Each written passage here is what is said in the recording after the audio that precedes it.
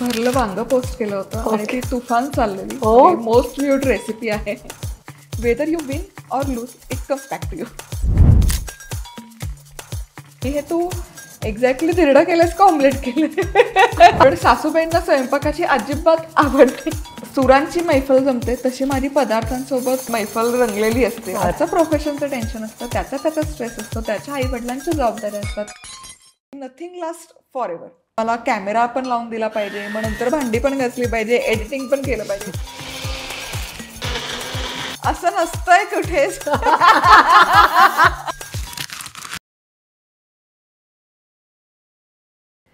आपल्या शरीराला पोषण देणारे अन्न हे साक्षात परब्रह्म नाही का? जेवण करणं म्हणजे फक्त पोट भरणं नाही, तर ते एक यज्ञकर्म आहे. हे यज्ञकर्म अत्यंत आनंदाने, प्रेमाने आणि अविरत सुरू ठेवण्यासाठी तुमच्या माझ्यासारखी प्रत्येक स्त्री, मग ती होममेकर असू दे नाहीतर वर्किंग वुमन असू दे, सतत झटत असते. रोज तोच कोबी, तीच मेथी, तोच बॉरिंग बटाटा, आणि मग ती कमेंट ऐकायला मिळते, आज काय परत तीच भाजी? अरे पण मग रोज नवीन नवीन जेवणाला बनवायचं तरी काय? अलीकडच्या काही वर्षांमध्ये ह्या प्रश्नाला एक सुंदरसा फुलस्टॉप मिळाला आहे. त्याचं कारण आपल्या महाराष्ट्राची लाडकी लेक, लेट्स से आधुनिक अन्नपूर्णाच, जिने घराघरात नाही तर मनामनात घर केलं आहे through her channel on YouTube, Madhura's recipes. एकेकाळी अमेरिकेमधला जॉब सोडला फक्त मराठी मातीच्या प्रेमापोटी. आज तिचे मोर दॅन 7 मिलियन सबस्क्रायबर्स आहेत आणि 1 किंवा 2 नाही, 4 यूट्यूब चॅनल्स आहेत. धूम धडाका आहे यूट्यूबवरती. पण या सगळ्याची सुरुवात एक अतिशय जेन्युइन इंटेन्शननी झाली, आणि ती म्हणजे आपल्या आजीची, पणजीची, जुनी, मराठमोळी, ट्रेडिशनल अशी रेसिपी काळाच्या ओघाने हरवून जाऊ नये एवढीच. प्रचंड कष्ट, जिद्द, चिकाटी आणि हिंमत ह्या मधुराच्या वेगळ्या वेगळ्या ओळखी. महाराष्ट्रातीलच काय तर जगभरातील अनेक कुटुंब जिच्यामुळे झाली चवदार, none other than our favourite Madhura Bachal. Thank you so much Madhura for joining us on Soulsome today. तुझ्याच भाषेत सांगायचं तर सोलसम विथ सारेकावरती तुझे खूप खूप खूप स्वागत. मनापासून धन्यवाद. Thank you. So you know, you are an inspiration, and why I'm saying that is because you are also a classic example की it's never too late. लग्न झालं, मुलं झाली, मुलं मोठी होता होता तू तुझ्या स्वप्नांकडे वळलीस आणि ती साकारलीस सुद्धा. So for all our viewers, नेमकं कधी ठरवलं की हेच करायचं आणि ह्याच्याशिवाय दुसरं काहीच करायचं नाही? कशामुळे वळलीस ह्याच्याकडे? मी आयुष्याच्या त्या टप्प्यावर होते ना की तुकाराम महाराजांचा अभंग आहे, एवढ्यासाठीच केला होता अट्टहास, शेवटचा दिवस गोड व्हावा. सो माझ्याही बाबतीत ते झालं होतं. लग्न झालं होतं, अमेरिकेमध्ये होते. बरं, अमेरिकेत तिथे बँकिंग जॉब होता, म्हणजे जो काही आधीचा स्ट्रगल होता 8-9 वर्षांचा, वयाच्या 17व्या वर्षापासून जॉब वगैरे करत होते, ज्याच्यासाठी ते सगळं केलं होतं ते सगळं मला मिळालं होतं. छान जॉब होता, डॉलरमध्ये मी पैसे कमवत होते आणि फ्युचर सिक्युअर्ड होतं. की तो जॉब असा होता की तिथे फ्युचरची सर्टन्टी होती. बरोबर. पण तेव्हा आवड म्हणून, जसं आता तुम्ही डेंटिस्ट आहात, ते करून हे पॅशन म्हणून करताय, सो तशीच मी सुरुवात केली. 2007 साली ब्लॉग रायटिंग सुरू केलं. मग घरी, कारण अमेरिकेमध्ये होते, नवरा सॉफ्टवेअर इंजिनियर, त्यामुळे घरी यायची वेळ फिक्स नसायची, जायची फिक्स असायची, यायला लेट व्हायचं. मग स्वयंपाक उरल्यावर उरलेला वेळ काय करायचं? दिवसभर जॉब, स्वयंपाक दोघांचा किती, अर्धा-पाऊण तासात उरकायचा. आणि मग उरलेला वेळ, मग जे पदार्थ बनवलेत, मग अगदी भरलं वांग असो, फोडणीचं वरण असो, त्याचे छान फोटो काढायचे आणि ब्लॉग राईट करायचं. असं मी केलं. 2 वर्ष ते केलं. आणि मग तेव्हाच, म्हणजे अराउंड दॅट टाईमच यूट्यूबची सुरुवात झाली. 2008 गुगलने यूट्यूब घेतलं. आणि आत्ता जे दिसतंय, आता जे चित्र आहे की इन्फ्लुएन्सर आहे, कॉन्टेंट क्रिएटर आहे, आणि तुम्ही अमकं करू शकता, तमकं करू शकता डिजिटल मीडियावर, हे सगळे कन्सेप्ट 14 वर्षांपूर्वी नव्हते. कारण जस्ट यूट्यूब सुरुवात, म्हणजे बेबी होतं, बाळ होतं, त्याची सुरुवात होत होती. तेव्हा दोनच जॉनरे होते. एक म्युझिक होतं, म्युझिकमध्ये टी सिरीज होतं आणि फूडमध्ये फक्त 3च कॉन्टेंट क्रिएटर होते जे आपापलं स्टेट रिप्रेझेंट करायचे, साऊथ इंडिया, पंजाब आणि गुजरात. आणि मग जेव्हा मी पदार्थ सर्च करायचे की पुरणपोळी आहे, ठेचा आहे, तर मला एकही पदार्थ मिळायचा नाही. आणि मग हे एक इन्स्पिरेशन घेऊन मधुराज रेसिपीची सुरुवात झाली की हे व्यासपीठ चांगलं आहे, जागतिक व्यासपीठ आहे, तिथे आपल्या मराठमोळ्या पदार्थांचा झेंडा रोवला गेला पाहिजे. अगदी. म्हणून मग मधुराज रेसिपीची सुरुवात झाली. आणि कशामुळे हे कळलं, पण एक्झॅक्टली कधी असं ठरवलं की हे सोडून नाही काय करायचं मला, म्हणजे हेच पुढे आता? जेव्हा करायचं ठरवलं तेव्हाच तसं ठरवलं अरे. होतं, अगदी प्रामाणिकपणे सांगते. कारण तो म्हणजे कम्पॅरिझनला काहीच नव्हतं की Exactly. फाउंडेशन आहे की तुम्ही अमुक तमुक बघताय त्याचा रेफरन्स आहे, रेफरन्स काही नव्हतं, काहीच नव्हतं. त्यामुळे जेव्हा करायचं ठरवलं तेव्हा करायचंच असंच ठरवलं. आणि असं नव्हतं की चला एक व्हिडिओ टाकून बघू, मग त्याला कमेंट येत आहेत का, लाईक्स येत आहेत का, तो व्हायरल होतोय का, अशी असं काही अजिबात अपेक्षा नाही. नव्हतं. हां. पहिल्या 6 महिन्यात मी 100 रेसिपी व्हिडिओ अपलोड केले विदाऊट अ फेल. त्याच्या पुढच्या 6 महिन्यातही 100 रेसिपी व्हिडिओ अपलोड केले. असं 1 वर्ष काहीच पैसे न मिळता काम केलं आणि 1 वर्षानंतर मला माझा पहिला पेचेक आला, तो होता $100. वाव. आज ही अमाऊंट कळली, कारण मी खूप ठिकाणी शोधायचा प्रयत्न केला. आज तुझ्या तोंडून ही अमाऊंट ऐकून बरं वाटलं. म्हणजे आपण म्हणतो तसं की since you are an inspiration, this is also a way of inspiring people. की राईट. कारण तेव्हा ऍक्च्युली मॉनिटायझेशन पण एनेबल नव्हते झाले, अच्छा. To be honest. म्हणजे कारण 14 वर्षांपूर्वी ऍड इंडस्ट्रीला कन्व्हिन्स करणं की तुम्ही तुमच्या ऍड प्लेसमेंट डिजिटल मीडियाला करा, याला गुगलला खूप सारा स्ट्रगल लागलाय. अगदी. सो ही आम्ही म्हणजे एकत्र झालेली प्रोसेसच आहे. पण हे असं म्हणायला हरकत नाही की जो सुरुवात करतो ना, तो नेहमीच रेफरन्स पॉईंट ठरतो. So you are a reference point for all those who are trying to follow you. खरंच खरंच म्हणजे दिल से दिस इज.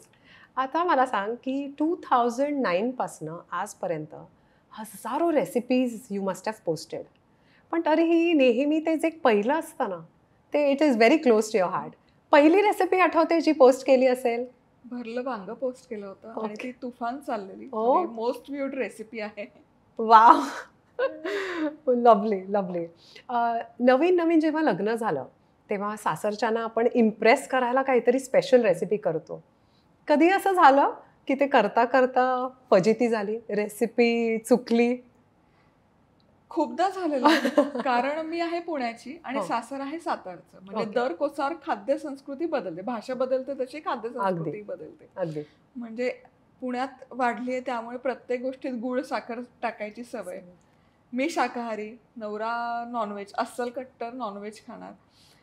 सो लग्न झाल्यावर नवऱ्याने मला ऑमलेट करायला सांगितलं. बरं. आता घरी आईकडे कधी संबंधच आला नाही नाही. की ऑमलेट करायचं असतं. फक्त मला बेसिक प्रोसेस कळली की हे असं असं करायचं. पण त्याची जी कुकिंगची प्रोसेस आहे मी ती दिरड्याची सेम प्रोसेस फॉलो केली. आणि जेव्हा ते फायनल आउटपुट आलं तेव्हा नवऱ्याचा फीडबॅक असाच आला की हे तू एक्झॅक्टली दिरडं केलंस का ऑमलेट केलं? ऑमलेट करायचं होतं पण प्रोसेस दिरड्याची फॉलो केली त्यामुळे दिरडं झालंय. करेक्ट. पण मग अशी जर कधी फजिती झाली तर आपण म्हणतो ना, नववधू पटकन माहेरी फोन करते. असा जर फोन करायचा ठरला तर पहिला फोन कोणाला जायचा? आई. अर्थात. कारण मी ज्या घरात आले हां. तिथे माहित नाही पण सासूबाईंना स्वयंपाकाची अजिबात आवड नाही. मग सून मस्त मिळाली. येस. म्हणजे अगदी पहिल्या दिवसापासून किचन माझ्या ताब्यात आहे. ओके. तू जे बनवशील ते आम्ही खातो आणि ते सगळे आनंदाने विना तक्रार खातात. कदाचित त्यामुळे पण मला ती एक प्रेरणा मिळाली की जे होतंय ते चांगलं होतंय. कारण जर सासू किंवा एखादी स्त्री घरातली सुगरण असेल ना, हो, तर तिथे आपण 10 पावलं खूप मागे जातो. खरंय. दडपण येतं, प्रेशर येतं. पण माझ्या बाबतीत त्या सगळ्या गोष्टींना स्कोप नव्हता. सो इथे सुद्धा कम्पॅरिझनला काही जास्त scope नव्हता. You were free. हा. छान. कारण बऱ्याच वेळा मी म्हणजे माझा असा अनुभव आहे की नवीन नवीन सुरू केलंय, काहीतरी स्पेशल रेसिपी बनवायला घेतली आणि संपलं. मग आधी टिप्स फोनवर विचारून आणि मग so I wanted to know की तुझं पण असं झालेलं आहे का? म्हणजे इतकी सुगरण आहेस, कुकिंग बद्दल सगळं आहे. मला असं वाटतं मी सुगरण वगैरे नाही, प्रयत्न करते. हा. पण माझ्या घरात सुगरणींचा सर्वत्र वास आहे. म्हणजे माहेरी एकत्र कुटुंब पद्धतीमध्ये लहानाची मोठी झाली, म्हणजे आजोळी आईच्या माहेरी ती प्रथा आहे. सो सुट्टी लागली, दिवाळी असो, उन्हाळा असो किंवा मध्ये 4-5 दिवसाची जरी सुट्टी असली क्रिसमस की गावाला पळायचं. सो तिथे 3 आज्या आणि इतकं ते पद्धतशीर होतं, नेटकं होतं. कुठेही एवढे लोकांचा स्वयंपाक करायचं त्याचं दडपण नसायचं. वाटणी विभागणी केलेली असायची आपापल्या कामाची. सो मोठी आजी कुलाचाराचं सगळं स्वयंपाक तिने करायचा. त्यासाठी तिला स्वतंत्र खोली, स्वतंत्र सगळं तिची भांडी पण वेगळी असायची. अरे बापरे. सोवळं नेसून मग तिथे बसूनच दिवाळीचा फराळ असो, कुलाचाराचे पदार्थ असो, तर एक वेगळा सेक्शन असायचा. रोजचे पदार्थ एक आजी बनवायची, वाळवणाचा पदार्थ बनवायची किंवा वर्षभराची लोणची. म्हणजे आता आपण फार पाव किलोत किंवा अर्धा किलोत फार फार तर करतो, पण तेव्हा मला आठवतंय चिनी मातीच्या आजी 5-5 किलोच्या 3-3, 4-4 बरण्या वर्षभरासाठी करून ठेवायची. त्यामध्ये मुरंबा असायचा, साखरंबा असायचा, लोणची असायची, मोरावळा असायचा. सो हे सगळं बघत कुठे ना कुठे संस्कार रुजत गेले आणि ते कुठे ना कुठे सगळ्यांपर्यंत पोहोचवायचा प्रयत्न करते. अगदी म्हणजे अगदी लहानपणापासून हेच संस्कार झाल्यामुळे पुढे हेच करू आपण असं जरी वाटलं नसलं तरी you are very good at it since your childhood म्हणायला हरकत नाही. मी आपण म्हणतो तसं की 10 पुस्तकं रेसिपीजच्या वाचण्यापेक्षा एक आजी, एक मावशी जे शिकवते, बरोबर, दॅट इज लाख मोलाचं. अगदी राईट. आणि एक्झॅक्टली तेच आहे जेव्हा आपण स्किल्ड क्युझिन म्हणतो किंवा क्युलिनरी ॲज अ ब्रँच आहे. जेव्हा तुम्हाला रेस्टॉरंट स्टाईल शिकायचं आहे, हॉटेल स्टाईल शिकायचं, तर तुमच्याकडे हॉटेल मॅनेजमेंट इन्स्टिट्यूट आहे, क्युलिनरी इन्स्टिट्यूट आहे. पण पारंपरिक पदार्थ शिकायचे तर त्याला 2च स्रोत आहेत. आधीच्या पिढ्या त्यांच्याकडून शिकत आलेले पदार्थ किंवा मग पुस्तकं. सो हे 2च माध्यम आहेत की तिथून तुम्ही पारंपरिक पदार्थ शिकू शकता. आता एक तिसरं स्रोत पण चालू झालंय, ते म्हणजे मधुराज प्लॅटफॉर्म. नो सिरियसली, म्हणजे कधी कधी मी जसं म्हटलं ना आधी तसंच आहे की अडकलं ना की पटकन उघडायचं, काही ना काही सुचतं, मग भलेही त्याच्यात काहीतरी डिव्हिएशन मॉडिफिकेशन घरात काय आहे नाहीये ते बघून आपली एक रेसिपी सुचते तरी पटकन. म्हणजे आमच्यासारख्या आणि तुमच्यासारख्या वर्किंग लेडीजचं आयुष्य खूप सोपं केलं. Thank you so much. So YouTube चॅनलवरती इतकी गर्दी आहे, म्हणजे वेन यू स्टार्टेड ठीक आहे वेगळं होतं, पण आता प्रचंड गर्दी आहे. तरीही 1 नाही 2 नाही 4 चॅनल्स. इथे कुठली रेसिपी वापरतेस की जेणेकरून ह्या सगळ्या गर्दीत तुझे चॅनल हरवून जात नाहीत? तेच आहे, आवड आहे. आणि जेव्हा मी रिजनल क्युझिन म्हणतो तेव्हा ते महाराष्ट्रापुरतं सीमित नसतं. बरोबर. मग महाराष्ट्राच्या बाहेर, भारताच्या बाहेरचं क्युझिन तेही एक्सप्लोर करायचे, त्याचे पुस्तकं एक्सप्लोर करायचं, त्याबद्दल अभ्यास करायचा. त्यामुळे हे इतकं व्हास्ट फील्ड आहे की मला कधी कधी थकायला होतं की अरे बापरे, कुठेतरी कमी पडतोय आपण. कधी कधी ही भावना पण येते. बरोबर आहे. म्हणजे एवढं करून सुद्धा my goodness, that is a sign of a great learner. म्हणजे एवढं अचीव करून सुद्धा जर ही भावना येते तर हे डेफिनेटली शिकण्यासारखं आहे सगळ्यांसाठीच. म्हणजे मी अजूनही विद्यार्थी दशेत आहे आणि कायम मला विद्यार्थी दशेत राहायला आवडेल असं मला नेहमी वाटतं. Beautiful beautiful. सो साधारण 15 वर्षांचा हा जर्नी झालाय आपला यूट्यूबवरती. ह्या सगळ्यामध्ये हे करत असताना सगळ्यात जास्ती काय एन्जॉय केलंस? मी प्रत्येक गोष्ट एन्जॉय केली. म्हणजे असं तक्रार करण्यासारखं काहीच नाहीये. बरोबर. कारण एकतर आवडीचं काम करायला मिळालं, जी पॅशन आहे ती फॉलो करायला मिळाले. कारण मला ना खूप आनंद मिळतो पदार्थ स्वयंपाक करणं, एक एक इन्ग्रेडियंट, एक एक रेसिपी उलगडत जाणं. जशी सुरांची मैफल जमते तशी माझी पदार्थांसोबत मैफल रंगलेली असते. असं मी काय म्हणते की मोहरी छान तडतडली पाहिजे, जिरं फुललं पाहिजे आणि नंतर तो जो सुवास दरवळतो तो म्हणजे आहा मुमेंट असतो. सो आणि तितकंच न थांबता मग त्याचे वेगवेगळे पैलू की पाककला आहे पण ते शास्त्र देखील आहे, त्यामागे विज्ञान देखील आहे की कुठला पदार्थ वाफेवर शिजवला पाहिजे किंवा जसं ऑमलेटचं उदाहरण दिलं की बाबा म्हणजे मी विचार करत गेले की धिरडं तर या पद्धतीने कुक केलं तर ते छान खुसखुशीत होतं, पण तेच जर ऑमलेट केलं तर ते नाही झालं, ते धिरडं का झालं, ते हवं तसं का नाही झालं, फ्लफी जसं हवं. तर मग अंड्यामध्ये प्रथिनांचं प्रमाण जास्त असतं, ते जर तुम्ही खूप वेळ शिजवत गेला की त्याला तो टेंडरनेस येतो आणि त्याचं सॉफ्टनेस निघून जातं. ऑन द कॉन्ट्ररी जे धिरडं असतं चणा डाळीचं करतो त्याला क्रिस्प एक्सपेक्टेड असतं, त्यामुळे ते लॉंगेस्ट ड्युरेशन ठेवलं की त्याची चव छान उतरते. सो कला पण आहे, विज्ञान पण आहे, या छोट्या छोट्या गोष्टी जसं शिकते तशा उलगडत जातात, त्यामुळे ही जर्नी, हा प्रवास जाम एन्जॉय करते. हो, पण इट्स व्हेरी व्हेरी क्रेडिटेबल की कदाचित आपण वर्षानुवर्ष, म्हणजे फॉर एक्झाम्पल दिवाळी आली आहे, शंकरपाळे करतोय, वर्षानुवर्ष करतोय, पण एखाद्या वेळेस मला आठवतंय, म्हणजे लहानपणी आपण परीक्षा चालू आहे, पेपरचा अभ्यास करतोय आणि शंकरपाळ्याचा वास किचनमधनं दरवळतोय. सो पण आई अगदी नाराज होऊन एखाद्या वेळेस म्हणते की बिघडले ग यावेळेस, विरघळले. मग त्याच्या मागचं सायन्स जसं तू आता समजावून सांगतेयस, त्याच्यामुळे किती लोकांच्या रेसिपीज बिघडण्या वाचून राहणार आहेत. आणि मला वाटतं याचं क्रेडिट आधीच्या पिढ्यांना खरंच गेलं पाहिजे, कारण खूप विचारपूर्वक त्यांनी हे पदार्थ तयार केलेले आहेत, त्यामागे खूप सारी मेहनत असणार आहे, खूप सारे विचार त्यामागे असणार आहेत. म्हणजे अगदी बेसन लाडूचं उदाहरण घेतलं तर तुम्ही डॉक्टर आहात की चणा डाळ प्रोटीन प्रथिनं खूप असतात, पण ऍट द सेम टाइम बऱ्याच लोकांची तक्रार असते की ते पचायला थोडी जड जातात, ऍक्च्युअली गॅसेस होतात. मग त्याच्यामध्ये स्निग्धांश म्हणजे फॅट, म्हणजे मग तूप घातलं की ती पचायला हलकी जाते. हे किती छान आहे की ते तुपामध्ये ते बेसन भाजलं की ते हलके होतं, त्याच्यातून एकतर प्रोटीनही मिळतात, फॅट्सही मिळतात, पिष्टमय पण आहे. हे सगळ्याचं छान एक समीकरण जुळून येतं. सो याचं श्रेय आधी ज्यांनी या पाककृती डिस्कवर केल्या, एक्सपेरिमेंट केल्या, सो नक्की त्यांना जातं. खरंय, खरंय, अगदी खरंय. आणि शिवाय ती पाककृती त्या पर्टिक्युलर सीझन मध्ये येण्यामागचं पण एक कारण आहे, त्याच्याही मागे सायन्स आहे. सो आपण जसं म्हणतो तसं बऱ्याच प्लॅटफॉर्म्सवरती आता ऐकायला मिळतं की सीझनल फ्रूट खावं, किंवा त्या सीझनमध्ये जे पूर्वजांनी आपल्याला आखून दिलंय, गोड असू दे, तिखट असू दे, पण ते खावं. फॉर एक्झाम्पल दिवाळीत फराळ खावा, सो त्याच्या मागे सुद्धा न्यूट्रिशनल हेतू आहे. पण जो तू सायंटिफिकली जो आजकाल समजावून सांगायला लागली आहेस, that is something nobody has done. आणि ते गरजेचं आहे. प्रत्येकाला जसं बिघडायला नको पदार्थ, तसं त्याच्या मागची न्यूट्रिशनल इम्पॉर्टन्स कळला तर त्या रेसिपीची मजाच वेगळी.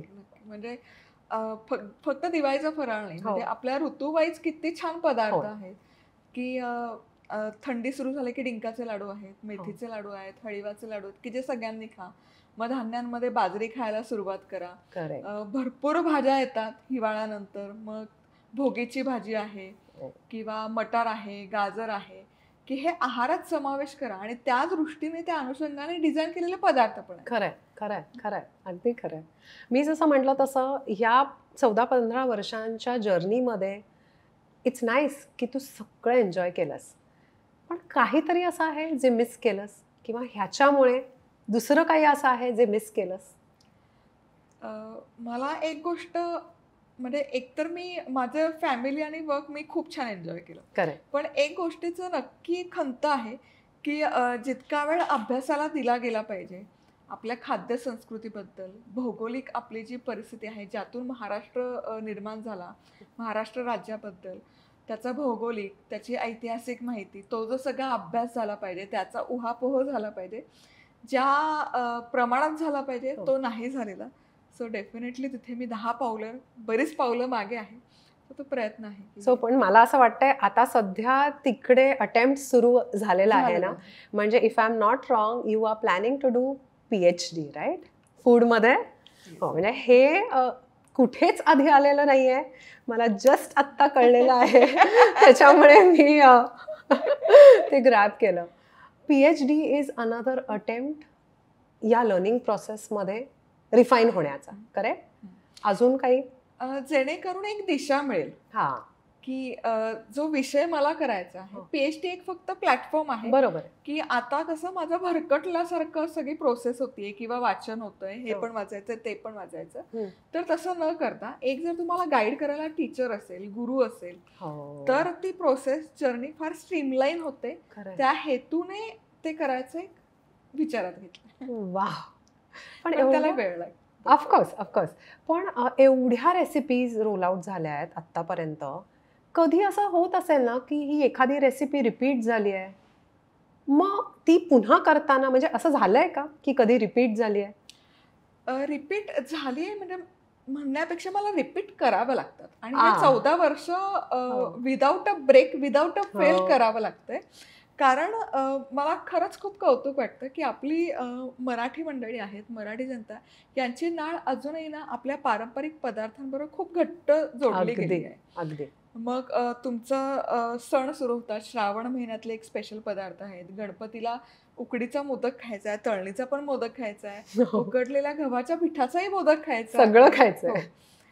त्यानंतर मग दिवाळीत चकलीच खायची किंवा फराळाचे पदार्थ आहे, अगदी बेसिक बेसन लाडू आहे. पण दरवर्षी त्यांना तेच बघायचं आणि होतंय काय की जसजसा वेळ जातो तसतसे नवीन सबस्क्रायबर्स ऍड होतात. कदाचित असं होतं की ते जुन्या रेसिपी, जुने व्हिडिओ जाऊन एक्सप्लोर नाही करू शकत किंवा जरी टेक्नॉलॉजी इतकी ॲडव्हान्स होते की जुने व्हिडिओज आहेत ते अप टू द मार्क नसतात आत्ताच्या टेक्नॉलॉजी वाईज. त्यामुळे हे काही सण आहेत आपले, ते विदाउट अ फेल, चकली आहे, मोदक आहे, हे मी पोस्ट करते. बरोबर आहे. आणि त्याचा करताना कंटाळा नाही येत कधी?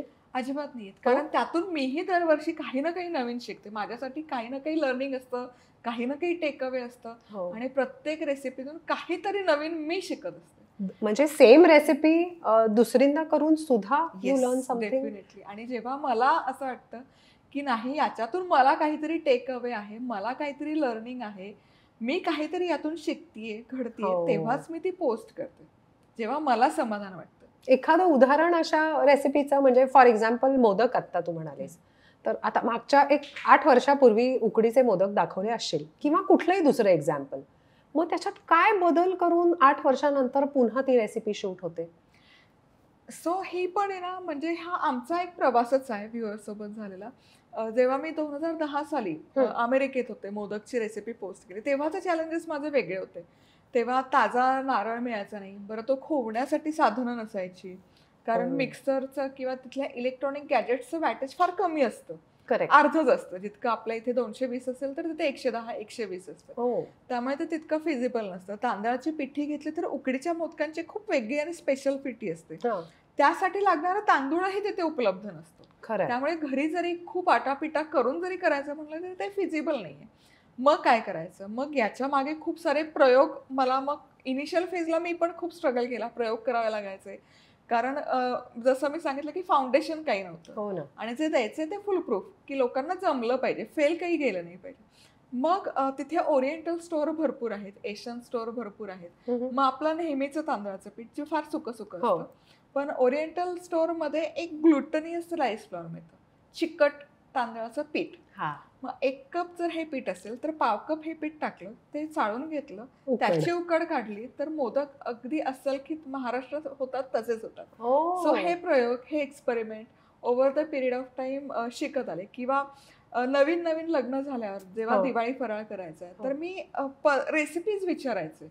रेसिपीज सगळ्यांना सांगता येतात, काकूला, आत्याला, आजीला, पण प्रमाण नाही, कारण तेव्हा प्रमाणच नव्हता कधी, अंदाज हात बसलेला. आणि त्याच्यात असलखीत व्हायचं. मग काय करायचं बाबा, शंकरपाळी तर करायची, मग त्याच्या आधी 2-3 महिने खटाटोप, की इतकं वाटी हे घेतलं, इतकं वाटी ते घेतलं, इतकं वाटी ते घेतलं, की त्याच्यात इतकं वाटी मैदा बसतो. पुरणपोळीची पण सेम प्रोसेस, की बाबा अमेरिकेत मला जर पुरणपोळी बनवायची आहे, तिथे ग्राइंडर नाहीये, मिक्सरची तितकी कपॅसिटीच नाही की ते ग्राइंड करू शकतं इतकी फाईन डाळ. मग काय करायचं, की ती ही एवढी मल्टीस्टेप प्रोसेस 2 स्टेपमध्ये कशी करायची, की जेणेकरून सगळ्यांना कॉन्फिडन्स येईल. मग तेव्हा मी 2010 साली पुरण न वाटता पुरणपोळीची रेसिपी पोस्ट केली होती, की ज्याच्यात एवढ्याच प्रमाणात ती डाळ घेतली, एवढं प्रमाण पाण्याचं टाकलं, एवढा वेळ स्टीम केली, की ती छान मऊ शिजते. तुम्ही ती बटाटा मॅश करता तशी मॅश करा आणि मायक्रोवेव्हमध्ये यू वोंट बिलीव्ह 5 मिनिटात पुरण तयार होतं. सो आपण जे ज्यासाठी पुरण यंत्र आणि मग एवढं काय काय करत बसतो. अमेझिंग. म्हणजे मी म्हटलं ना, लाईफ इझी करून टाकलंय तू. पण अगेन म्हणजे ती एक माझी जर्नी होती जेव्हा मी अमेरिकेत होते. आता तिथे मायक्रोवेव्ह पदार्थ किंवा तिकडच्या रेसिपीज त्या ऑडियन्स बेस प्रमाणे होत्या, की वॅटेज खूप जास्त आहे भारताबाहेरच्या मायक्रोवेव्हचं. 1,500 आहे, आपल्याकडे 900च आहे. Highest level is 900. Okay. So 1,500 मध्ये पदार्थ पटकन शिजतो, पटकन कुक होतो. म्हणजे पुरण जरी 1 किलोचं त्याच्यात ड्राय करायचं असेल तरी ते 5 मिनिटात होतं, कारण 1,500 वॅटेज आहे. ती लिबर्टी आपल्याला भारतात नाही. त्यामुळे इकडच्या दृष्टीने इथे काय फिजिबल आहे, ही एक ट्रान्झिशन माझ्यासाठी पण आहे, माझ्यासाठी पण लर्निंग प्रोसेस आहे आणि मीही शिकते. Wow, seriously. आणि त्यानिमित्ताने you remain young Wien you keep learning, हो की नाही? कारण दॅट इज ऑल्सो रिफ्लेक्टेड. म्हणजे you steel look like the innocent college going girl जिने आत्ता प्रवास सुरू केला आहे. म्हणजे मी कॉम्प्लिमेंट द्यायची म्हणून देत नाही आहे, but every time you go open it, you are this smiling cheerful lady. Okay. Today, both your masalas, your books, मला वाटतं 9 पुस्तकं लिहिली आहेत. All of them are bestsellers on Amazon. पेठेत राहणारी एक मिडल क्लास सर्वसाधारण मुलगी आज एक यूट्यूब सेन्सेशन झाली आहे. तुझ्या मते तुझ्यातली अशी कुठली क्वालिटी आहे की जिच्यामुळे तू हा पलटा घातलास? बऱ्याचदा काय होतं ना, आपला फोकस रिझल्ट्सकडे असतो. हो. की रिझल्ट आला पाहिजे किंवा सक्सेसफुल झालं पाहिजे. आणि अर्थात प्रत्येकाच्या यशस्वी होण्याच्या डेफिनेशन वेगळ्या आहेत. पण माझ्या बाबतीत तसं नव्हतं. मी खूप पॅशनेटली सुरू केलं होतं आणि मी खूप नशिबान समजते, कारण हे सगळे माझ्या त्या काळात नव्हते. इवन अलीकडे एक जिओ इफेक्ट होईपर्यंत 2015-16 पर्यंत हे सगळं नव्हतं. त्यामुळे मोकळं मैदान होतं. जितकं खेळायचंय, बागडायचंय, हुंदडायचंय, एक्सप्लोअर करायचं तितकं एक्सप्लोअर करायच्या खूप संधी मिळाल्या, अपॉर्च्युनिटीज मिळाल्या. आणि खरंच मला भाग्यवान समजते की मला कुठे ना असं स्वतःला चौकटीत बांधून ठेवायची गरजच नाही पडली. इतकं ते मोकळं ढाकळं मैदान, व्यासपीठ मिळालं होतं. लवली. या सेल्फ मेड प्रवासात, कॉन्स्टंट कॉम्पिटिशनच्या जगात, मगाशी जसं तू म्हणालीस तसं कोणाला गुरु मानतेस? मला असं वाटतं की यूट्यूबवर अजूनही म्हणावी तशी कॉम्पिटिशन नाहीये. त्या बाबतीत मी नशीबवान आहे. कारण हा अलीकडे मला वाटतं लॉकडाऊन नंतर थोडे मराठी फूड कॉन्टेंट क्रिएटर यायला लागले 2020-21 नंतर. तोवर मी एकटीच लढत होते आणि मला तेव्हा असं वाटायचं की अरे आपल्याला कोणीतरी शेजारी हवं, आपण एकटंच इथे या प्लॅटफॉर्मवर काम करतो, कॉम्पिटिशन पाहिजे. सो मला आता बरं वाटतंय, नॉट ॲज अ कॉम्पिटिटर, पण आहे की आपण पण करतोय, सगळे येऊन जॉईन करतात, ते त्यांची खाद्य संस्कृती, फूड कल्चर दाखवतात. म्हणजे आता अलीकडेच मंदा काकूंसोबत कोलॅब केलं होतं. सो त्यांचं आगरी कोळी खाद्य संस्कृती जपतायत आणि ते पदार्थ लोकांपर्यंत पाठवतात. आपली आजी आहे.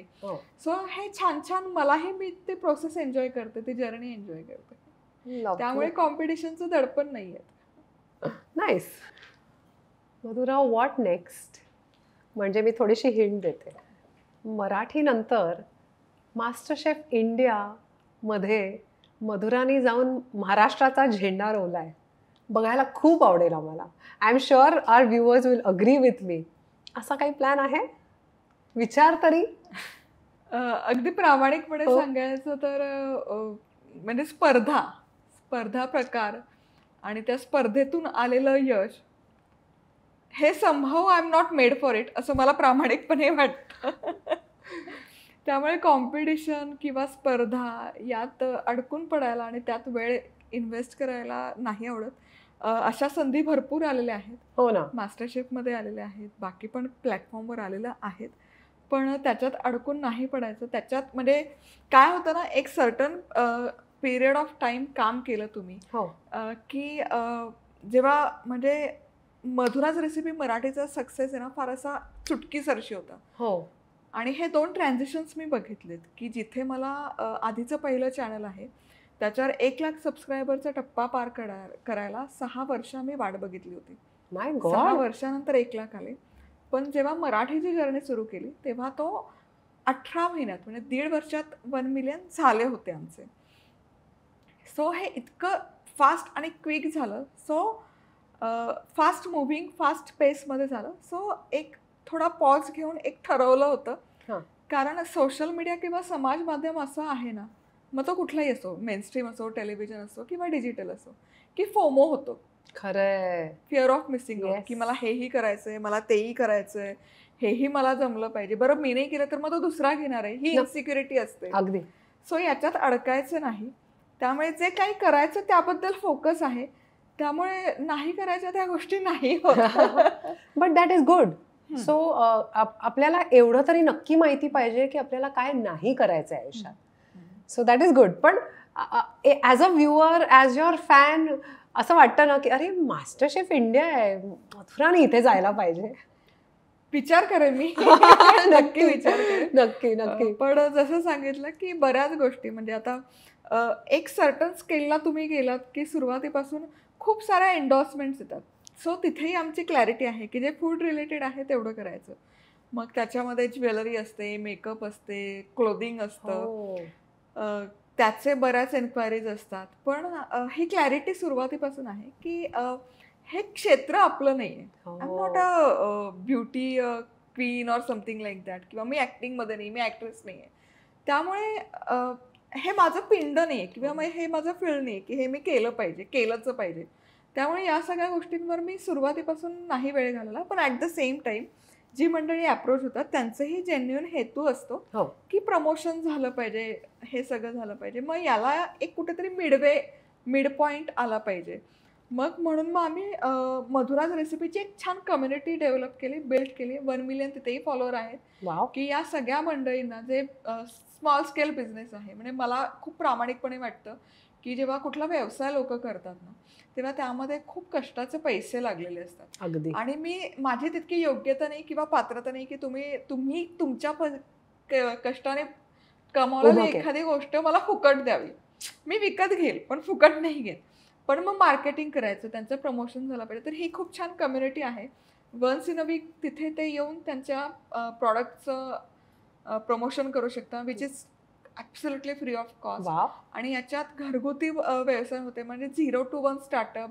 बरेच बिझनेस स्केलअप झालेले आहेत. घरगुतीपासून सुरू केलं, मग 0 to 1 गेलं, 1 नंतर ते आता मल्टी फॅक्टरी असं पण या लेवललाही स्केल झालेले आहेत.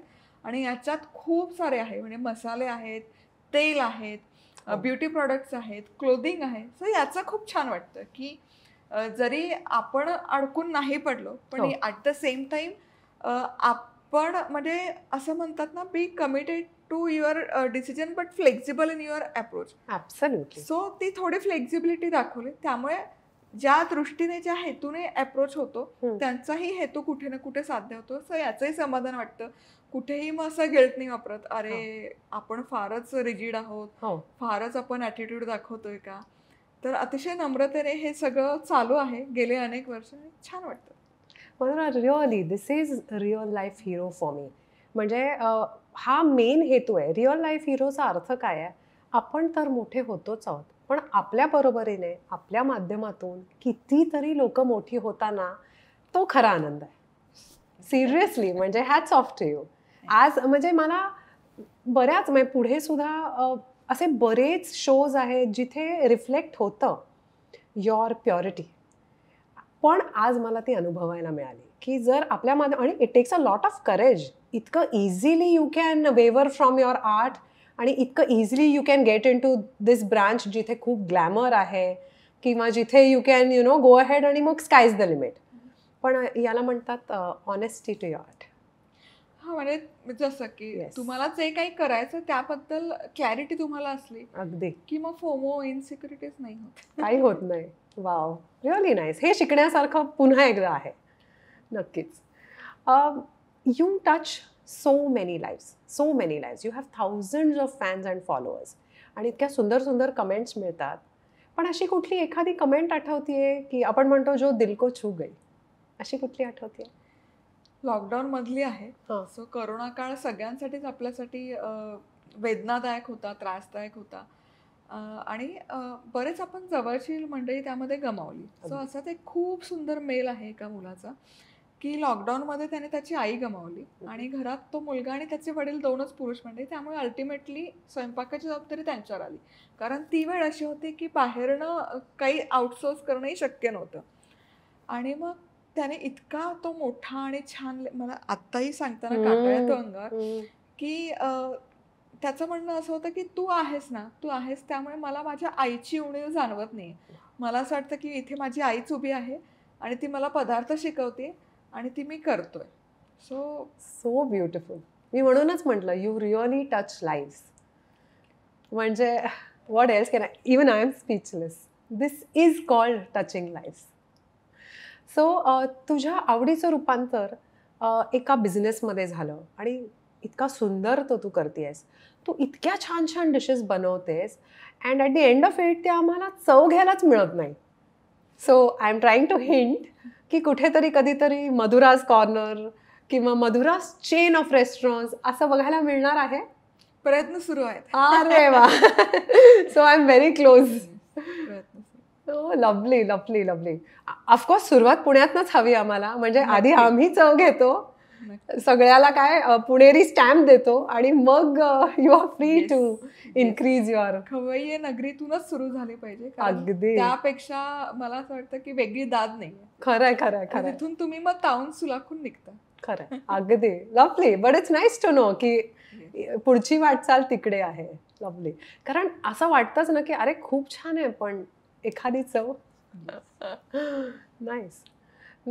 एक थोडासा वेगळा प्रश्न आहे but since so many followers are watching you, आजकालच्या काळात जास्त करून मुलींनी इंडिपेंडंट करिअर करावं, पुढे जाऊन मदरहूड पण एन्जॉय करावं. दोन्ही एकत्र करायला गेलं तर यू व्हेरी वेल नो की ही तारेवरची कसरत आहे. पण since you have done it so well, इतक्या सुंदरपणे तू बिझनेस आणि फॅमिली हँडल करतेस. So I would want to know तुझं याच्यावर मत काय आहे? मला वाटतं ना यात एक जी माझ्या गुरूंकडून मी शिकली, मला वाटतं हा मुद्दा मी मगाशी पण सांगायचं विसरले. ओके. सो माझे आई बाबा तर गुरु आहेतच आणि चाणक्य मंडळ परिवार म्हणजे त्याचे फाउंडर धर्माधिकारी सर, बरं, Shri Avinash Dharmadhikari sir. So sir हे कायम सांगतात की स्वची ओळख. म्हणजे जसं मी आधी सांगितलं की फोमोत न जाता स्वची ओळख. कारण काय होतं ना, समाज माध्यमामुळे असं बऱ्याच गोष्टी लादल्या गेल्यात की सायन्सलाच गेलं तर तुम्ही ग्रेट होता, अमुक बरं कॉमर्सला गेला तर मग IIM मधून पासआउट झालं तरच ग्रेट, असे आता आजकाल नॉर्म्स पडायला लागलेत. शार्क टँकमध्ये असाल तर तुम्ही ग्रेट झाला. सो हे सगळं असताना एक गोष्ट अगदी बेसिक आहे की स्वची ओळख.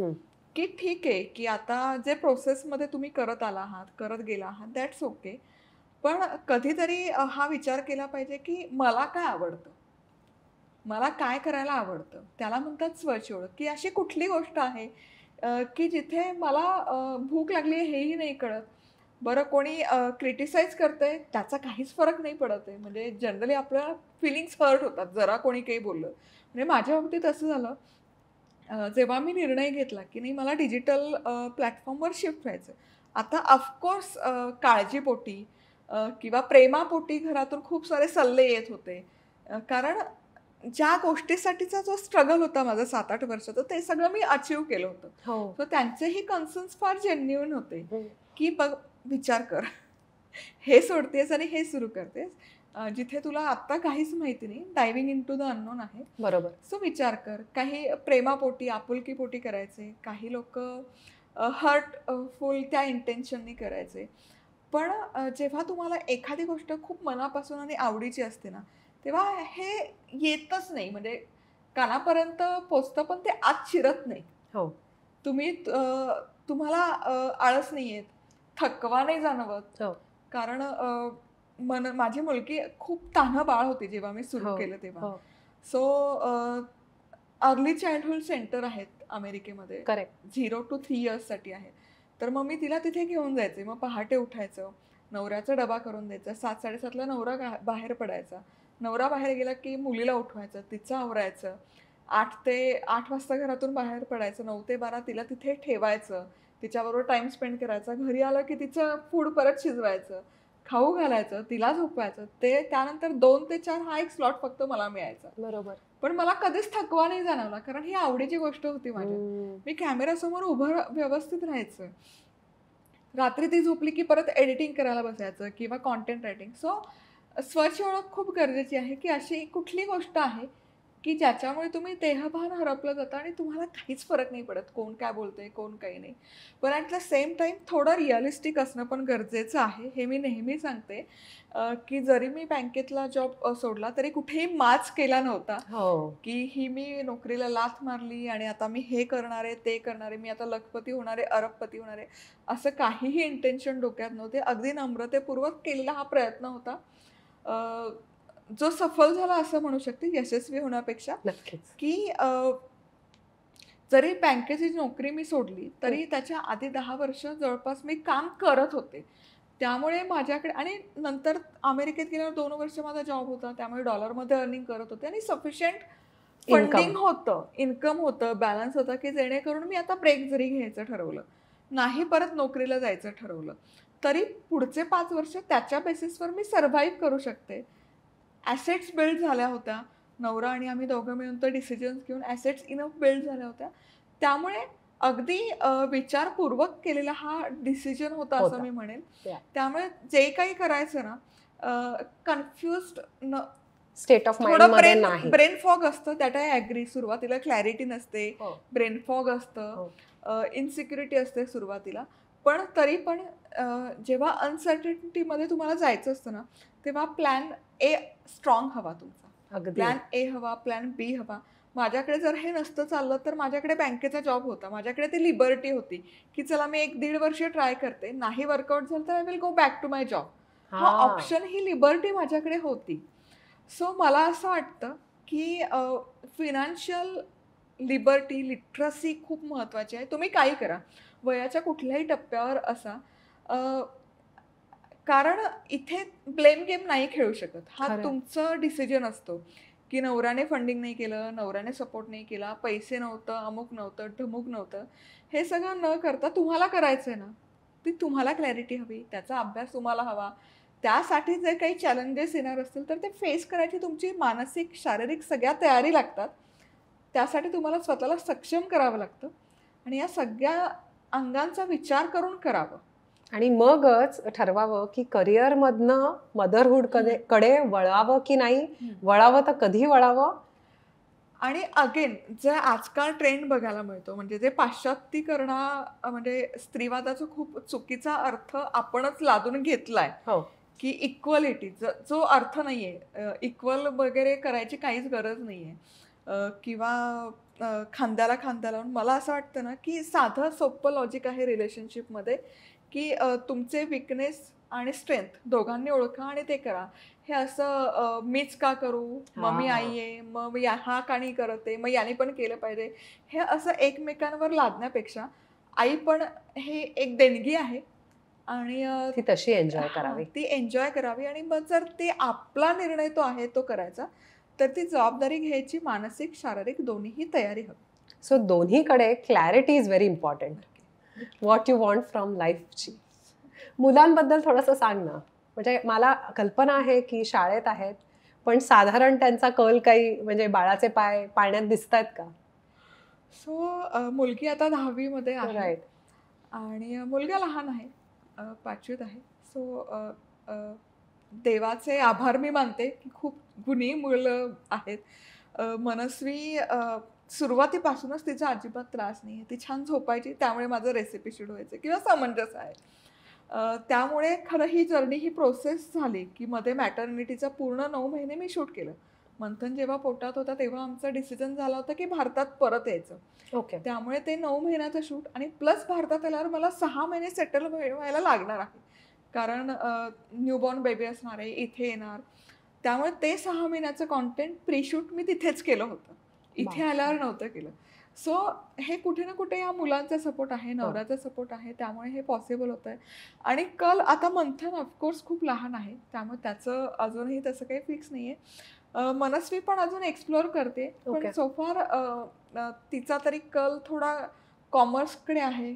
थोडं बिझनेसच्या पर्स्पेक्टिव्ह ती विचार करते की जॉबमध्ये किंवा नोकरी ॲज अ एक्सपिरियन्स ते सगळं करायची तिची तयारी आहे. इंटर्नशिप हे अनेक वर्ष करायची पण तयारी आहे, पण इव्हेंच्युअली तिचाही प्लॅन आहे की काहीतरी बिझनेसमध्ये एक्सप्लोअर करायचं. पण इन शॉर्ट काय जे आवडतंय ते करायला. पण ती क्लॅरिटी आहे की आय नो की मला एक्सपिरियन्स घेतला पाहिजे, मला शिकलं पाहिजे, आणि मग त्यानंतर मी डिसाईड करेल की मला जॉब कंटिन्यू करायचा आहे का मला बिझनेसमध्ये उतरायचं आहे. नाईस. म्हणजे असं नाहीये की आता मी हे एवढं सगळं प्लॅटफॉर्म तयार करून ठेवलंय तर आता तू हेच कर, असं नाहीये कुठे. दोघांनाही लिबर्टी आहे की तुम्हाला जे हवं ते तुम्ही करा. राईट. जे आवडतंय ते करा. राईट. अंगत पंगत हे जे मी आत्ता अलीकडे ऐकलंय, कदाचित जुनं असेल पण मला नवीन आहे, सो ह्याच्याबद्दल थोडं सांगशील? बिकॉज हे नेमकी काय कॉन्सेप्ट आहे?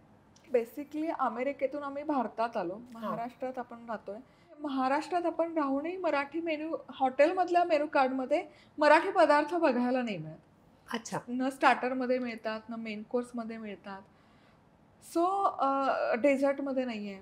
सो ही कुठे ना कुठे खंत होते. आणि याचं मग जेव्हा उहापोह करायला सुरुवात केली, अभ्यास करायला सुरुवात केली, तर एक गोष्ट लक्षात आली की महाराष्ट्रातली खाद्यसंस्कृती खूप विस्तृत आहे, डायव्हर्सिफाईड आहे.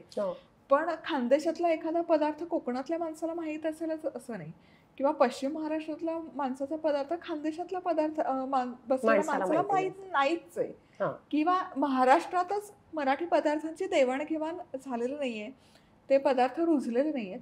मग या एक हेतूने, कारण काय होतं, अंगत पंगत म्हणजे बेसिकली पॉटलकच.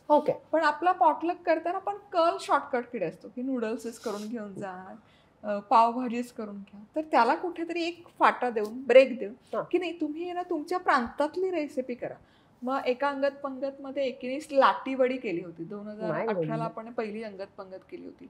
तर ती सांगलीची खूप फेमस आहे. सो ती पदार्थांची जी देवाणघेवाण अंगत पंगत मध्ये होते, तो एक छान प्लॅटफॉर्म आहे की तुम्ही अंगत पंगतचा हाच एक नियम आहे की फक्त आपले रिजनल मराठी पदार्थ बनवायचे जे कोणाला माहिती. आणि मध्ये कुठे शेअर होतात, म्हणजे मग तुम्ही ऍज अ ग्रुप करा, पॉटलक करता, तुम्ही किट्टीज करता महिन्याचं, तेव्हा ते पदार्थ तुम्ही बनवून घेऊन जा, शेअर करा, फोटो टाका, जेणेकरून ते पुढच्या पिढीपर्यंत किंवा एका व्यक्तीकडून दुसऱ्या व्यक्तीकडे पास आउट होतं. सो पुन्हा बेसिक हेतू तोच आहे की आपले रिजनल पदार्थ, जुने पदार्थ, बरोबर, त्यांना वाव देणं. अगदी बरोबर. नाईस. आपल्याकडे सर्वसाधारण बायका एस्पेशली दिवसभर घरात राब राब राबतात आणि मग त्यांना वाटतं की झाला व्यायाम. So today I want you to tell all your viewers की तू हेल्थ आणि फिटनेससाठी काय करतेस, म्हणजे काय इम्पॉर्टंट आहे की ॲटलिस्ट अर्ध्या जणींना त्यातनं इन्स्पिरेशन मिळेल की जर एवढा सगळा कारभार करून जर मधुरा फिटनेस करू शकते तर आपण प्रयत्न नक्कीच करू शकतो. मला सगळ्यात महत्वाचं हे वाटतं ना की जरी हे सगळं करत असेल तरी जे आपलं बेसिक आहे, आपल्या संस्कृतीचं बेसिक आहे, जी माझ्या गुरूंकडून मी शिकली की योग आणि ध्यान या गोष्टी, नथिंग डुईंग, काही झालं तरी तुम्ही त्यासाठी एक अर्धा तास काढा. एक वेळचं जेवण नाही केलं तरी चालेल, पण योग आणि ध्यान या दोन गोष्टींसाठी वेळ काढा. ते अत्यंत गरजेचं आहे. त्याने एकतर आपली मानसिक आणि शारीरिक अवस्था आपली छान स्टेबल होते आणि त्यामुळे आपल्या आजूबाजूची लोक पण आनंदी राहतात. आणि हे याच्यासाठी कुठलंही वय नाही, जितक्या लहान वयात सुरू करता येईल तितकं करा. आता मुलगी माझी 10वीत आहे. सो गेल्या वर्षी म्हणजे 15 वर्ष कंप्लीट झाल्यावर तिला शांभवीसाठी इनिशिएशन केलं. तेव्हापासून ते आत्तापर्यंत जवळपास आता 6 ते 8 महिने झाले ती न चुकता शांभवी करते, योग करते. माय गॉड. मुलगा आहे तो लहान आहे, तर त्याची शाळा तशी आहे की गुरुकुल पद्धतीची शाळा आहे की जिथे आपल्या संस्कृतीला स्थान दिलं जातं.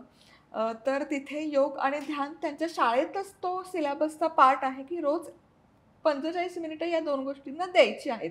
त्यांचं जे सिस्टम आहे, शेड्यूल आहे, त्यात योग आणि ध्यानला महत्त्व आहे. तितकंच मैदानी खेळायला. आणि मैदानी खेळ जेव्हा म्हणतात तेव्हा अगदी मातीत मुलं खेळत असतात, लाल माती आहे मैदानावर, तिथे खेळत असतात. सो हे अत्यंत गरजेचं आहे मुलांसाठी पण आणि मोठ्यांसाठी, की काही जमो न जमो एक वेळ तुम्हाला किटो नाही जमलं तरी चालेल, कार्डिओ नाही जमलं तरी चालेल, जिम हिट करता नाही आली तरी चालेल, पण योग आणि ध्यान या गोष्टी यावर फोकस करा आणि या नियमित करा. म्हणजे आता 6 महिन्याचा कोर्स केला, तिथून दीक्षा घेतली आणि 1 मंडला कंप्लीट केली आणि झालं असं नाही. तर हे लाईफ लॉंग करायची प्रोसेस आहे आणि ती करत राहा. खरं आहे. पण मला ह्या सगळ्यात ना I noticed one thing, you are very close to your roots. म्हणजे आपण जे म्हणतो ना की जे पूर्वजांपासनं किंवा जे आपलं ट्रेडिशन आहे ते तुझ्या लाईफच्या सगळ्या फील्ड्समध्ये एक पॅटर्न तो दिसतो. म्हणजे आत्ता जे तू म्हणालीस तसं योग इज ऑल्सो समथिंग जे आपलंच आहे. आता ते तिकडे गेलं, मग तिकडनं पुन्हा इकडे आल्यावर ते ग्लॅमराईज झालं. सो तिथे सुद्धा you are following your tradition. म्हणजे this is very important, especially आजकालच्या जगात, की वाटेल ते झालं तरी म्हणजे असं नाही कधी होत दॅट यू आर काय पण म्हणतो की एखाद्या कुठल्या तरी पाश्चिमात्य रेसिपीचं ट्रम्पेट ब्लो करतेस. You have stuck to your puranpoli, you have stuck to your modak. आणि ते खूप अवघड आहे या फील्डमध्ये करणं. मला असं म्हणजे याचं श्रेय ज्या कुटुंब व्यवस्थेत मी लहानाची मोठी झाले ना तिथे जातं. कारण आजोळी माझे आजोबा पुजारी होते, त्यामुळे पूजा अर्चेची जबाबदारी त्यांच्याकडे असायची. हे नथिंग डुईंग, तेही ध्यानधारणेला रोज वेळ द्यायचे आणि वैद्य होते ते. त्यामुळे हे कुठे ना कुठे मी बघत लहानाची मोठी झाले. काही एथिक्स त्यांनी फॉलो केले होते की जोवर गुण येत नाही तोवर ते कुठलाही मोबदला घेत नसत. Oh my God. हो, इतके एथिक्स त्यांनी फॉलो केले होते. बरं, हे असताना त्या काळी साधनं नसायची गावाकडे जाण्यासाठी. जसं आता बस आहे, ST आहे, मग बैलगाडीतून लोक यायची, मग त्यांची राहण्याची सोय माझ्या आज्यांनी कधीही न तक्रार करता केलेली आहे. म्हणजे आमच्या घरातली चूल कधी निवायची नाही, कायम ती धगत असायची. 11 वाजता येऊ, रात्री 12 वाजता येऊ, ती लोक घरी यायची, त्यांची खायची, मग ती पिठलं भाकरी का असेना, पण सगळी व्यवस्थित सोय केलेली असायची. नियमित कीर्तन व्हायची, काकड आरती व्हायची, जे दिवाळीत होते, हरिपाठ, दत्ताचं पारायण. सो हे संस्कार याचं श्रेय त्यांना जातं की त्यांच्याकडून आमच्यापर्यंत आले आणि ते रुजले कुठे ना कुठे, जरी त्यांनी कधी अट्टहास केला नाही की हे केलंच पाहिजे, पण ते घडत गेले. पण खूप समृद्ध, खूप व्हॅल्यूज, खूप प्रिन्सिपल्समध्ये यू हॅव ग्रोन अप आणि that is reflecting in your work. In your work, I would say in your passion. खरंच आहे, आय मीन ब्युटिफुल. असं म्हणतात behind every successful man there is a woman. In your case it's the other way round. ज्या दिवशी, मला असं वाटतं, ज्या दिवशी आपल्या समाजातला प्रत्येक पुरुष त्याच्या बायकोबरोबर असा घट्ट उभा राहील मंगेश सरांसारखा, त्या दिवशी किती किती किती मधुरा दिसतील. टेल अस ऑल, म्हणजे थोडंसं नाही, भरपूर अबाउट मंगेश सर. नक्की, पण इथेच नाही थांबता येत. अगदी प्रामाणिकपणे सांगते, कारण मला हे थोडं आहे ना महिलांच्या बाबतीत इनजस्टिस केल्यासारखं वाटतं. की इथे जर आता संजय कपूर बसले असते तर त्यांना कोणी म्हणलं नसतं की याच्या बायकोचा वाटा आहे किंवा त्यांच्यामुळे झालं. सो निर्विवादपणे नवऱ्याचा सहभाग आहे, नवऱ्याचा पाठिंबा आहे, नवरा पाठीशी आहे, त्यामुळे हे साध्य होतंय. पण तितकंच नाहीये, याचं श्रेय माझ्या मुलांना पण आहे, ते सपोर्ट करतात. माझ्या घरात ज्या महिला आहेत, ज्या मावश्या कामं करतात, त्या अगदी हक्काने प्रेमाने माझ्या पाठीशी कायम उभ्या असतात. आमच्या घरातल्या सगळं महिला मंडळ, मग माझी आई आहे, माझी मामी आहे, मावशा आहेत, एक कॉल केला की पुढच्या क्षणाला काहीही तक्रार न करता, आई नसेल तर मामी असते, मामी नसेल तर मावशी असते. सो हे सगळं महिला मंडळ आहे. म्हणजे नवरा तर आहेच, पण त्याचबरोबर माझ्या वर्तुळात हे एवढं मोठं महिला मंडळ पण आहे, त्याच्यामुळे हे शक्य होतं. कारण काय होतं ना, असं जर आपण म्हणजे सांगायला गेलो की नवऱ्याने केलं, तर हा एक महिलांच्या डोक्यात पण मेंटल ब्लॉक क्रिएट होतो की हिला काय, हिच्या फक्त नवऱ्याची साथ होती त्यामुळे जमलं. तर तसं नाहीये, फक्त नवऱ्याची साथ नाहीये, सगळ्या महिलांची पण साथ आहे. आणि हे फार चुकीचं स्टेटमेंट्स आहे की एक बाई दुसऱ्या बाईवर जळते आणि हे करते, हे मला कायम चुकीचं वाटतं. सो जितका सपोर्ट नवऱ्याचा आहे त्याच प्रमाणात त्याहून अधिक या सगळ्या महिलांचा आहे आणि तितक्याच हक्काचा आहे, तितक्याच प्रेमाचा आहे. भारतात येऊनही आता आम्हाला 10 वर्ष झाले, पण आतापर्यंत मला कधीच असं नाही झालं की कुठल्या माझ्या घरातल्या लेडीजला मी कॉल केला आणि ती नाही, पुढच्या क्षणाला ते हजर असतात, कोणी असो. आई नाही आहे ना, आई ट्रॅव्हल करते, मग मामी आहे, मग मामी बिझी असेल तर मावशी येते. सुपर सपोर्ट सिस्टम आहे. अगदी. म्हणजे नॉट जस्ट मुलं, नॉट जस्ट किड्स, पण इथे माझा सांगायचा हा हेतू होता की हे सगळं करत असताना, एवढी तू उंच होत असताना, what was important is that कुठेही असं जाणवलं नाही that the man's ego is an obstacle in your career. माझा ह्या प्रश्नाला गुंफण्याचा मुद्दा तो होता. Definitely you have a support system, but काय आहे ना की आय एम सॉरी बट किती पुरुषांना हे सहन होतं? जसं मी सांगितलं की या फेजेस असतात, हा it's a part of struggle. असं म्हणतात की खूप छान हे एक फ्रेज आहे की failure is orphan but success has many fathers.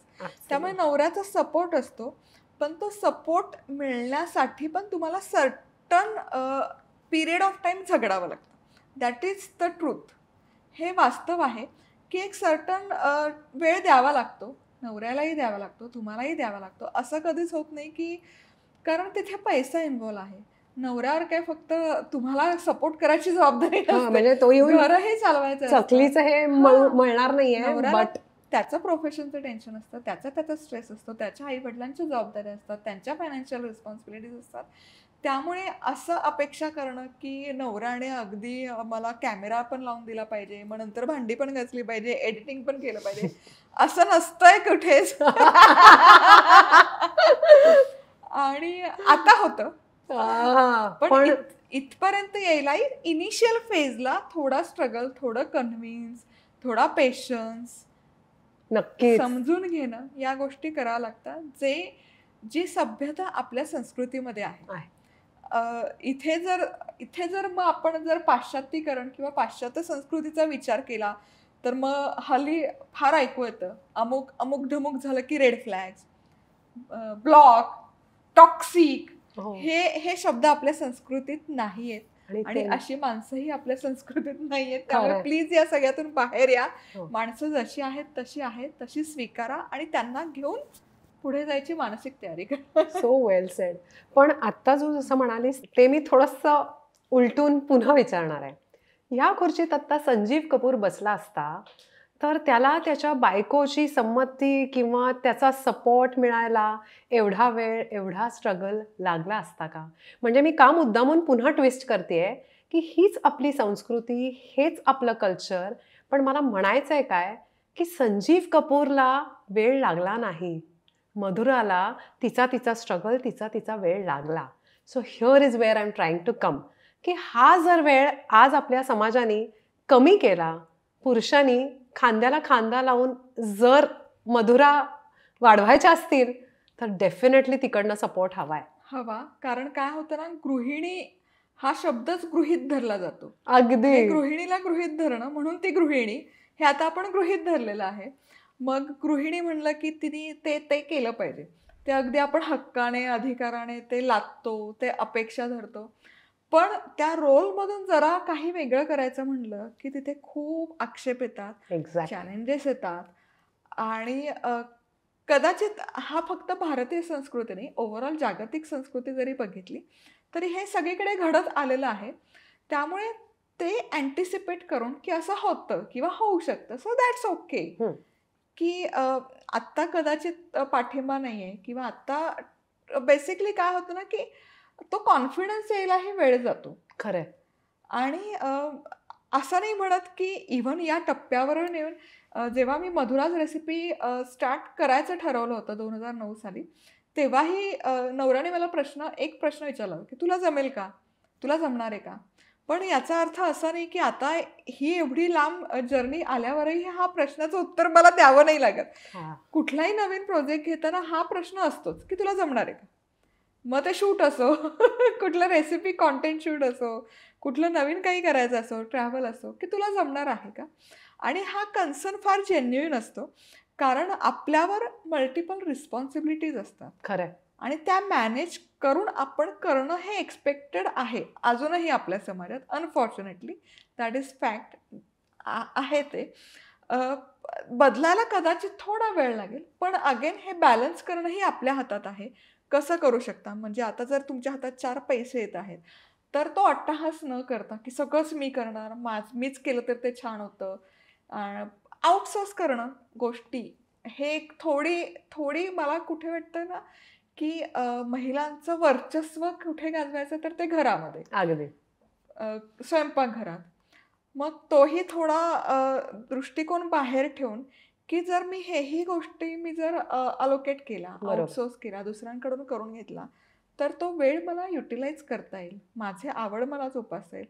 So थोडीशी फ्लेक्झिबिलिटी आपणही दाखवणं गरजेचं आहे. अगदी अगदी अगदी. आणि त्यात जर सपोर्ट मिळाला तर नथिंग लाईक इट. येस. नाहीतर काय, लढवायचं. पण आता चित्र बदलतंय. आता हळूहळू जसं जागतिकीकरण व्हायला लागलंय, तसं आणि ही काळाची एक गरज पण व्हायला लागली आर्थिकदृष्ट्या, की घरात दोघंही कमावणारे असतील, सुशिक्षित असतील, तर तो आर्थिक हातभार पण लागतो. नक्कीच. कधी काही इमर्जन्सी आलं तर दोघंही कमावते असतील तर त्याचा फायदा होतो. आणि हे कुठे ना कुठे आता चित्र बदलताना दिसते, ते खूप छान वाटतंय मला. हो. पण जो इनिशियल स्ट्रगल असतो तो तुझ्या वाट्याला आला. आणि Definitely. What is important is की तू तरीही तुझा झेंडा घट्ट धरून ठेवलास आणि इथे पोचलीस. जसं मी सांगितलं, की जेव्हा तुम्ही एखादी गोष्ट खूप पॅशनेटली करता ना, तेव्हा कोण काय बोलतंय, कसं बोलतंय, डझंट मॅटर. खरंय खरंय खरंय. So that is the take away message. कोण काय बोलतंय doesn't matter. You do what you have to do. म्हणजे ते कानातून घुसतच नाही, कानावरून ते रिफ्लेक्ट होतं परत. रिफ्लेक्ट होतं. नाईस या.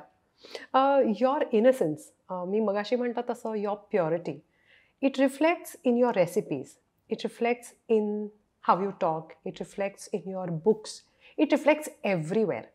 मी ऐकलंय की तुला सर्वसाधारण एखाद्या पदार्थाचा आत्मा किंवा त्याचा सोल बदलायला आवडत नाही. पण ते शक्य कसं होतं? म्हणजे एखादी ट्रेडिशनल रेसिपी आहे आणि आपण ती कंटेम्पररी करू बघतोय, मग त्याचा आत्मा कसा रिटेन करतेस? शक्यतो पारंपरिक पदार्थांच्या बाबतीत मी ट्विस्ट नाही देत, Okay. कारण मला ते पटत नाही. कारण एकतर त्या पदार्थांची माहितीच खूप कमी लोकांना आहे. बरं, आता जी काही थोडकी माहिती मिळतीये किंवा आहे, तर त्यातही ट्विस्ट करून लोकांपर्यंत पोचवायचं, म्हणजे ती जेन्युइन किंवा ऑथेंटिक माहिती तशी जात नाही, त्यामुळे ते नाही करत. हां, पण ते पदार्थही पोचले गेले पाहिजेत, त्यामुळे मग थोडं क्लिकबेट किंवा काही गोष्टी, जसं की ज्वारीचे पोटवे आहे. पोटवे म्हणजे ज्वारीच्या पिठापासून उकड काढलेले छान असे नूडल्स आहेत, की जे घरच्या मसाल्यांमध्ये तुम्ही फ्राय करता, दिसतात नूडल्स सारखे, चवदार होतात, रुचकर होतात. आता हे पोटवे म्हणून मी पोस्ट केलं तर लोकांपर्यंत ते अपील नाही होणार. करेक्ट. म्हणून मग ज्वारीचे नूडल्स, मग 600 वर्ष जुना पदार्थ, 800 वर्ष जुना पदार्थ, असे संदर्भ द्यायचा प्रयत्न करते. पुस्तकाचं किंवा ग्रंथाचं नाव रिव्हील नाही करत, कारण माझा तोही स्वाध्याय किंवा अभ्यास अजून चालू आहे. जर 600 वर्षांपूर्वीच्या ग्रंथामध्ये तो धडधडीत पदार्थ, त्याची कृती दिलेली आहे, तर त्याचा अर्थ तो आधीपासून आहे. सो तो माझा स्वाध्याय किंवा अभ्यास पूर्ण होईल, तेव्हा मग मी कॉन्फिडेंटली सांगू शकते की नाही, हे सोर्स आहे. आणि मग ते आम्ही इझिली फॉलो करू. अध्यात्माकडे बराच कल आहे ना? हो की नाही? काही वेगळं असं apart from yoga and meditation? Do you read anything? जितकं शक्य असेल तितकं प्रयत्न करते. हरिपाठ आहे, आपले जे बेसिक आहे, फार म्हणजे वेद आणि गीता जे झेपेल ते करते. हरिपाठ आहे, विष्णू सहस्त्रनाम आहे, रोजची उपासना मी करते, ज्याच्यात जे गुरूंनी शिकवले, सर्वत्र सुखिनः सन्तु. म्हणजे आजकालचा जमाना जर बघायला गेला, लॉ ऑफ मॅनिफेस्टेशन आणि हे ते, पण जेव्हा प्रार्थनेची हात जोडून प्रार्थना करायची वेळ येते, तेव्हा ती सर्वत्र सुखिनः सन्तु हीच येते. मला हे दे, माझ्यासाठी हे कर, हे कधीच माझ्या मनातून, तोंडातून बाहेर पडत नाही. सो मला असं वाटतं की नक्कीच काहीतरी गेल्या जन्मीचं माझं पुण्य आहे, की खूप छान कुटुंबामध्ये माझा जन्म झाला, ते संस्कार रुजले गेले, त्यानंतर गुरु जे माझ्या आयुष्यात आले, त्यांच्याकडून ते संस्कार अजूनही रुजतात, ते पुढे जात आहेत. सो हे वाचन सुरू आहे, ही प्रोसेस सुरू आहे. आणि फार असं काही भव्य दिव्य नाही, पण जे बेसिक आहे तितकं आत्मसात करायचा प्रयत्न करते आणि ते अनुकरण करायचा प्रयत्न करते. मस्त, खूपच छान. आणि ते तुझ्या बॉडी लँग्वेजमधनं दिसतंय दॅट यू हॅव एन आध्यात्मिक बेस. सो म्हणून मी विचारलं की बाय चान्स आता योगा, मेडिटेशन आणि मग पुढचं वळण अध्यात्म. Lovely, lovely. Madhura, Soulsome always ends with one question and that is एखादा 2-3 धडा जो तुला आयुष्याने शिकवला आणि जो तू आपल्या व्ह्युअर्स बरोबर शेअर करू इच्छितेस. मला असं वाटतं ना की एखादी तुम्ही कुठलीही गोष्ट करा तेव्हा स्ट्रगल राहणार आहे. मला ॲव्हेंजर्स मार्वलची जी सिरीज आहे त्यातलं एज ऑफ अल्ट्रॉन जो पार्ट आहे त्याच्यात ते सगळं होतं, त्यांचा पार्ट संपतो. तर त्याच्यात शेवटी हे खूप छान संवाद आहे मिसेस रोनोफ म्हणजे नताशा, नॅट आणि निक फ्युरी त्यांचा जो हेड आहे. तर त्याच्यात सगळं होतं, सगळे आपापल्या मार्गी लागायला लागतात. आयर्न मॅन आहे, कॅप्टन अमेरिका आहे, त्यांचे संवाद सुरू असतात. तर या दोघांमधला खूप अतिशय सुंदर संवाद आहे की ज्याच्यात नॅट म्हणत असते की निक फ्युरीला म्हणते की nothing last for ever. Okay. तर त्यावर त्यांचं असं उत्तर येतं की trouble, Mrs Romanoff, trouble, whether you win or lose it comes back to you. So true. त्यामुळे तुम्ही आयुष्याच्या कुठल्याही टप्प्यावर राहा, तुम्ही यशस्वी असा, अयशस्वी असा, काही असो, हे फक्त आपण घालून घेतलेलं परसेप्शन आहे की सगळं छान असतं, स्ट्रीमलाईन असतं. माइट बी इंटेन्सिटी स्ट्रगलची कमी जास्त असेल, काही साधनं उपलब्ध असतील, सुस्थितीत असू आपण तेव्हा नसतील, पण स्ट्रगल आयुष्याच्या प्रत्येक टप्प्यावर राहतं आणि त्याला सामोरं जायची मानसिक तयारी हवी. लवली या, लवली. खरं आहे पण ते. पण म्हणजे this is a hard fact of life. ही जेवढी लवकर कळून ॲक्सेप्ट करू आपण तेवढं बेटर. नक्की. थँक्यू या, थँक्यू सो मच. सोलसमच्या संपूर्ण टीमकडनं तुला खूप खूप खूप शुभेच्छा पुढच्या संपूर्ण वाटचालीसाठी, ज्याची चाहूल आज आम्हाला थोडी थोडी लागलेली आहे. Definitely an extremely Babli, cheerful, girl next door वाटणारी, नावाप्रमाणेच आवाज पण अतिशय गोड असणारी, जणू कोणीतरी आपलीच व्यक्ती एखादा छान आयटम करून आपल्याला अगदी प्रेमाने वाढतीये, अशी आहे आपल्या सगळ्यांची Madhura. So the next time you ever miss your आजी किंवा पणजीची recipe, you now know where to find it. Thank you so much, Madhura, for making this happen. And thank you for making our lives so easy and so tasty. मनापासून धन्यवाद. आणि सोलसमच्या सगळ्या व्ह्युअर्सना खूप मनापासून शुभेच्छा. आणि नक्कीच डॉक्टर आहेत, त्यांचं पॅशन फॉलो करतात, सो त्यांचं चॅनल सबस्क्राईब करा, लाईक करा, कमेंट करा आणि व्हिडिओज जास्तीत जास्त शेअर करा. आणि इतके छान छान इंटरव्ह्यूज झालेले आहेत, जे आधी पण झालेले आहेत. डॉक्टर रघुनाथ माशेलकर यांचं आहे की जे खूप इन्स्पिरेशनल आहे. सो हे जास्तीत जास्त लोकांपर्यंत पोचवायची जबाबदारी आता तुमची. Thank you so much for saying that. Thank you. सोलसमच्या संपूर्ण टीमकडनं तुला तुझ्या पुढच्या वाटचालीसाठी खूप खूप खूप शुभेच्छा. मनापासून धन्यवाद. Thank you. With that, we conclude on Soulsome today. Do like, share, subscribe and comment on Soulsome with Sarika, where we bring to you yet another person behind the persona.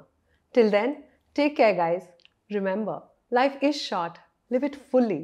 Love unconditionally and laugh out wholeheartedly. Thank you and God be with all of us.